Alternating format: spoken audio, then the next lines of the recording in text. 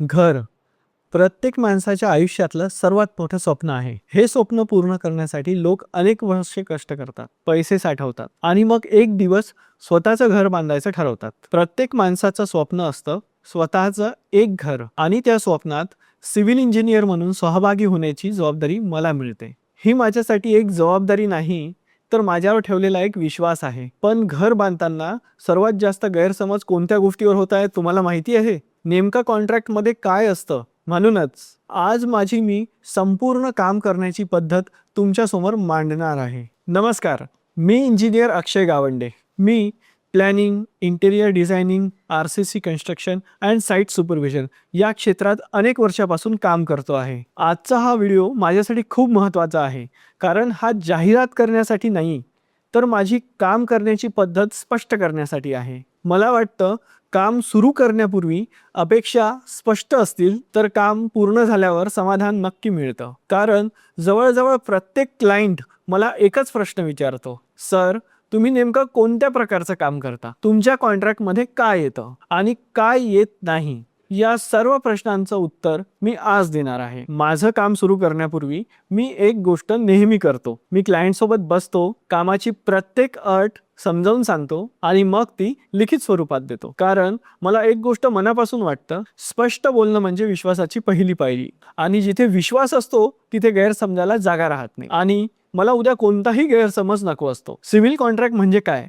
इथेच सर्वात मोठा गैरसमज सुरू होतो. अनेक लोकांना वाटतं सिव्हिल कॉन्ट्रॅक्ट म्हणजे फक्त भिंती बांधणं. नाही, सिव्हिल कॉन्ट्रॅक्ट म्हणजे तुमच्या घराच्या प्रत्येक स्ट्रक्चरल भागाची जबाबदारी. कारण पेंट बदलू शकतो, टाइल्स बदलू शकतो, किचन बदलू शकतो, पण फाउंडेशन, कॉलम, बीम, प्लॅन हे आयुष्यभर बदलता येत नाही. म्हणून माझ्यासाठी सिव्हिल वर्क हा फक्त व्यवसाय नाही आहे, तर ही माझ्यासाठी एक जबाबदारी आहे. माझ्या कॉन्ट्रॅक्टमध्ये काय काय येतं? मी सुरुवात करतो लेआउटपासून. त्यानंतर excavation, foundation, PCC, footing, RCC columns, beam, slab, brickwork, lintels, staircase, internal आणि एक्सटर्नल प्लास्टर, फ्रंट एलिव्हेशनचं सिव्हिल वर्क. या प्रत्येक टप्प्यावर मी फक्त काम करू घेत नाही, तर इंजिनिअरिंग स्टँडर्ड प्रमाणे काम होत आहे का हे स्वतः तपासतो. माझी जबाबदारी, माझं काम फक्त लेबर लावणं नाही, फक्त मटेरियल मागवणं नाही. माझी जबाबदारी सुरू होते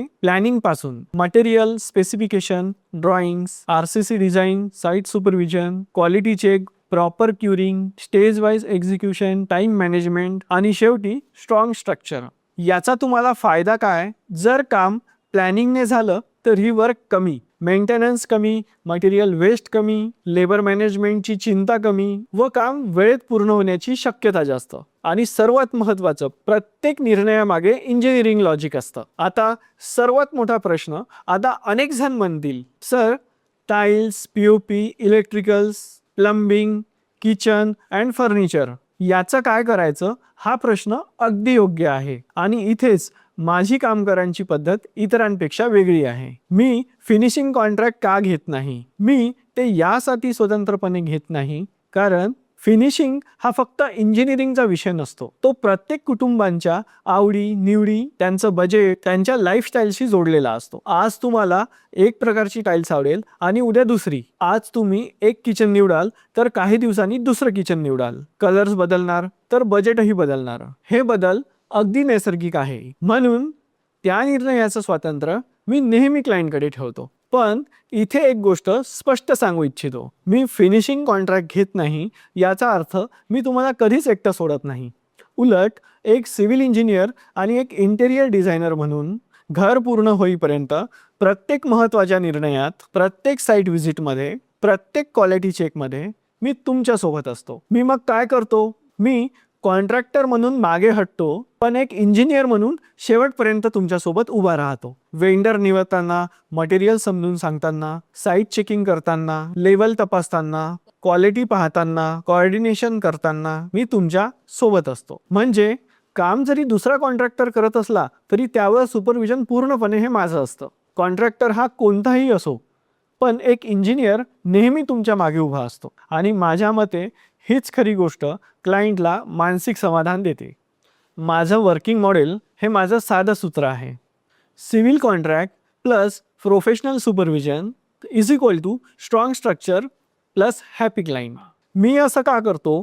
कारण मला फक्त एक घर बांधून द्यायचं नसतं, मला विश्वासाचं नातं तयार करायचं असतं. मला प्रोजेक्ट पूर्ण झाल्यानंतर तुम्ही फक्त एवढंच म्हणायला हवं की सर प्रोजेक्ट खूप छान झालेला आहे, आणि दुसरं माझ्या मित्रांनाही मी तुमच्याकडे पाठवतो आहे. यापेक्षा मोठी जाहिरात माझ्यासाठी नाही. प्रत्येक इंजिनियरची काम करण्याची पद्धत ही वेगळी असते. ही माझी पद्धत आहे. मी सुरुवातीपासूनच प्रत्येक गोष्ट ही स्पष्ट सांगतो, कारण स्पष्टता असेल तरच विश्वास निर्माण होतो. विश्वास असेल तर काम आनंदाने पूर्ण होतं, आणि काम आनंदाने पूर्ण झालं तर नातं अनेक वर्ष टिकतं. माझ्यासाठी घर बांधणं म्हणजे विटा, सिमेंट आणि कॉन्क्रीट एकत्र करणं नाही. माझ्यासाठी घर बांधणं म्हणजे एका कुटुंबाच्या स्वप्नाला आकार देणं आहे. म्हणून मी फक्त घर बांधत नाही तर विश्वास बांधतो. आणि एक सिव्हिल इंजिनियर आणि इंटेरियर डिझायनर म्हणून घर पूर्ण होईपर्यंतच नाही, तर गरज पडली तर त्यानंतरही मी तुमच्यासोबत उभा राहील. आतापर्यंत माझी काम करण्याची पद्धत तुम्ही समजून घेतलेली आहे. आता प्रत्यक्षात ॲग्रीमेंटमध्ये काय असतं ते आपण साईटवर कशा पद्धतीने उतरवतो याची मी माहिती तुम्हाला देणार. स्टेप 1. आता आपला प्लॅन आणि एलिव्हेशन ह्या दोन्ही गोष्टी फायनल झालेल्या आहे. घराचे काम सुरू होण्यापूर्वी सर्वात महत्त्वाची गोष्ट म्हणजे प्लॅन फायनल करणे. कारण प्लॅन एकदा फायनल झाल्यानंतर त्यात जर आपण काही चेंजेस केले तर त्यात वेळेचं आणि पैशाचं हे दोन्ही नुकसान होतं. त्यापूर्वी जर बोरवेलचे लोकेशन आपण फायनल करून घेतले आणि बोर ही झालेली असली तर आपल्याला प्लॅनचे कॉलम फायनल करून एस्कॅवेशन करायला काहीही एक हरकत नाही. यानंतरच्या प्रोसेसमध्ये आपण RCC डिझाईन हे फायनल करतो. RCC डिझाईननुसार प्रत्येक कॉलमची पोझिशन ही डिसाईड केली जाते. ही पोझिशन अंदाजाने ठरत नाही, ती संपूर्ण स्ट्रक्चरचा लोड, बीम लेआउट आणि भविष्यातली सुरक्षितता लक्षात ठेवून ठरवली जाते. स्टेप 2. शुभ मुहूर्त आणि लेआउट. कॉलम पोझिशन फायनल झाल्यानंतर आपण घराच्या सुरुवातीचा दिवस ठरवतो. अनेक कुटुंबांसाठी हा शुभ मुहूर्त असतो. त्या दिवशी संपूर्ण प्लॉट हा व्यवस्थितपणे साफ केला जातो, कारण अचूक लेआउट करण्यासाठी जमीन स्वच्छ असणं खूप आवश्यक असतं. स्टेप 3. बोरवेल आधी का? इथे मी प्रत्येक क्लायंटला एक महत्त्वाची सूचना देतो. बोरवेल कधीही स्वतःच्या अंदाजाने करू नका. फायनल प्लॅन झाल्यानंतर मी बोरवेलची अचूक पोझिशन देतो. त्याच जागेवर बोरवेल केल्यास पुढे लेआउट आणि प्लॅनिंगमध्ये कोणताही बदल करावा लागत नाही. जर बोरवेल ही चुकीच्या जागी झाली तर अनेक वेळा प्लॅन हा बदलावा लागतो. त्यामुळे फायनल प्लॅन नंतरच बोरवेल करा, हा माझा नेहमीचा सल्ला असतो. स्टेप 4. Layout marking. बोरवेल पूर्ण झाल्यानंतर आपण लेआउट मार्किंग सुरू करतो. हा टप्पा म्हणजे कागदावरील प्लॅन हा प्रत्यक्ष जमिनीवर उतरवण्याचा क्षण असतो. याच लेआउटवर पुढचं संपूर्ण बांधकाम हे उभं राहणार असतात. त्यामुळे प्रत्येक मोजमाप हे अत्यंत अचूकपणे घेतलं जातं. स्टेप 5. एस्कॅवेशन.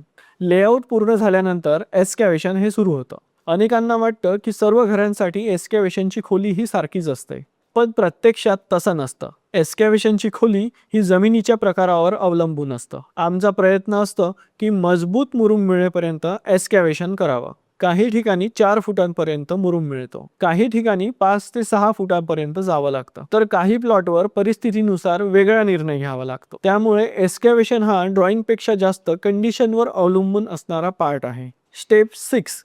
फुटिंग. एस्कॅवेशन पूर्ण झाल्यानंतर आपण PCC करतो. त्यानंतर RCC डिझाईननुसार आपण फुटिंगचे वर्क स्टार्ट करतो. प्रत्येक फुटिंगचा आकार आणि रिइन्फोर्समेंट हा RCC डिझाईननुसारच ठरवला जातो, कारण घराची संपूर्ण ताकद ही याच फाउंडेशनवर उभी असते. स्टेप 7. कॉलम आणि प्लिंथ हाईट. फुटिंग आणि कॉलम पूर्ण झाल्यानंतर सर्वात महत्त्वाचा टप्पा म्हणजे प्लिंथची हाईट. माझ्या कामाच्या पद्धतीनुसार मी साधारणपणे 5 फूट प्लिंथ हाईट घेण्याचा सल्ला देतो, आणि ही बाब मी ॲग्रीमेंटमध्ये सुद्धा स्पष्टपणे नमूद करतो. यामागचं कारण फक्त उंची नाही, यामागचा माझा उद्देश की 5 फूट प्लिंथ घेतल्यानंतर घरात चांगली उंची मिळावी. रोड कितीही उंच झाला तरी फ्युचरमध्ये अडचण येणार नाही, तर हे बाहेरचे पाणी हे आपल्या अंगणमध्ये येणार नाही, आणि वॉटर लेवल ही मेंटेन राहणार. मात्र प्रत्येक प्लॉट हा सारखा नसतो. काही ठिकाणी जमीन ही नैसर्गिक सपाट असते, तर काही ठिकाणी रोडच्या हाईटपेक्षा जमीन ही डाऊन असतं. तर अशा कंडिशनमध्ये प्लिंथ हाईट 6 किंवा 7 यानुसार ठेवावी लागतं. ॲग्रीमेंटमध्ये नमूद केलेल्याप्रमाणे 5 फूट पर्यंतचा प्लिंथ हा मूळ कामाचा भाग असतो. त्यापेक्षा जास्त प्लिंथ आवश्यक असल्यास त्या अतिरिक्त कामाचा खर्च हा त्यावेळेच्या दरानुसार स्वतंत्रपणे ठरवला जातो. ही गोष्ट मी सुरुवातीपासूनच स्पष्ट सांगतो, जेणेकरून पुढे कोणतीही अडचण येणार नाही. प्लिंथ नंतरचे काम. आता प्लिंथ पूर्ण झाल्यानंतर अनेक क्लायंट मला एक प्रश्न विचारतात, सर आता प्लिंथवर स्लॅब टाकू का किंवा पीसीसी करू? हा प्रश्न खूप महत्त्वाचा आहे, कारण अनेकांना या दोन गोष्टी एकसारख्या वाटतात आणि प्रत्यक्षात प्लेन स्लॅब आणि पीसीसी हे पूर्णपणे दोन वेगळे टप्पे आहे. मी प्लेन स्लॅबचा सल्ला का देत नाही? माझं वैयक्तिक मत नेहमी एकच असतं, क्लायंटचा अनावश्यक खर्च होऊ नये म्हणून मी प्रत्येक ठिकाणी प्लेन स्लॅब टाकण्याचा सल्ला देत नाही. त्याऐवजी मी स्वतः साईटवर उभा राहून मुरूम फिलिंग व्यवस्थित करून घेतो. कॉम्पॅक्टरने योग्य प्रकारे कॉम्पॅक्शन करून घेतो आणि त्यानंतरच योग्य जाडीचं पीसीसी करतो. जर कॉम्पॅक्शन योग्य प्रकारे झालं आणि पीसीसी योग्य प्रकारे केलं तर बहुतांश घरासाठी हा सल्ला सुरक्षित आणि आर्थिकदृष्ट्या योग्य ठरू शकतो. पण प्रत्येक साईट सारखी नसते. इथे एक गोष्ट लक्षात घ्या, प्रत्येक प्लॉटची परिस्थिती ही वेगळी असते. जर एखाद्या कंडिशनमध्ये साईटवर प्लेन स्लॅब हा आवश्यक असेल तर त्याबाबत मी क्लायंटला आधीच स्पष्ट सांगतो आणि प्रत्येक निर्णय हा साईट पाहून इंजिनिअरिंगनुसार घेतला जातो. पीसीसी पूर्ण झाल्यानंतर आपण आपल्या फायनल प्लॅननुसार ब्रिक वर्क सुरू करतो. म्हणजे कागदावर ठेवलेली प्रत्येक रूम साईज आता प्रत्यक्ष साईटवर आकार घ्यायला सुरुवात करतात. टॉयलेटमध्ये आपण पीसीसी करत नाही, कारण तो पार्ट आपण प्लंबिंगसाठी पूर्णपणे मोकळा ठेवलेला असतो. यानंतर पुढचा टप्पा येतो ब्रिक वर्क. आपण ठरवलेल्या प्लॅननुसार आम्ही जागेवर ब्रिक वर्क ही स्टार्ट करतो.